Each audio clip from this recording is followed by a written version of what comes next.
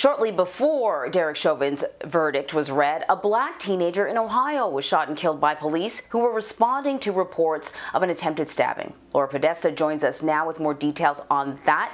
Laura, do we know who made that call to police? Good morning, Anne-Marie. At this point, police are not saying who made that call, but Makiyah Bryant's mother, the victim's mother, spoke to our CBS affiliate in Columbus, Ohio, and said that it was her daughter who called 911 before police responded and shot and killed her. Now, we are going to show you body camera footage from that police response, and we want to warn you it's disturbing.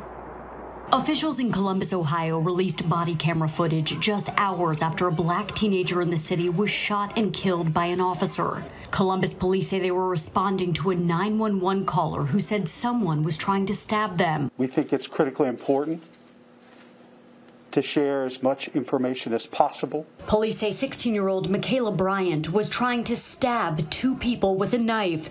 The officer fires and Bryant falls to the ground.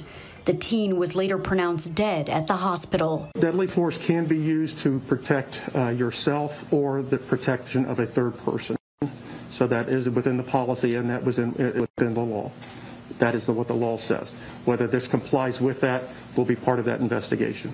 But that claim of protection of the two other women did not stop protesters from taking to the streets into the night to demand justice for Bryant's life. Officials are calling for calm while the incident is investigated. It's unclear who started the initial fight or who called police. Makiyah Bryant's mother also told our CBS affiliate in Columbus that she'd last seen Makiyah on Thursday when she told her that she had just made honor roll at her school. Wow. So, Laura, we can tell that it's a pretty chaotic situation when you look at the video, and as you point out in your story, there are a lot of details that are simply unclear at this point. What is sort of a departure from other cases that we've seen is that police have already released the surveillance video or the body cam video. Do we know why they released it so early, and when we can expect more details about this incident?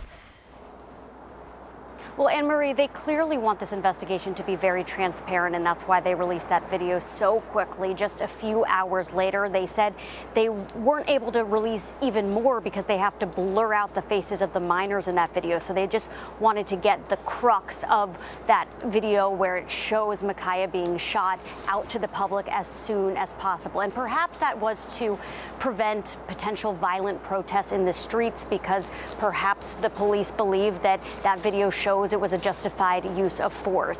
We will learn much more about this investigation in the days ahead. Right now, the officer that shot Makiyah, he has been taken off the force, off patrol, I should say, while this investigation is completed. Anne-Marie.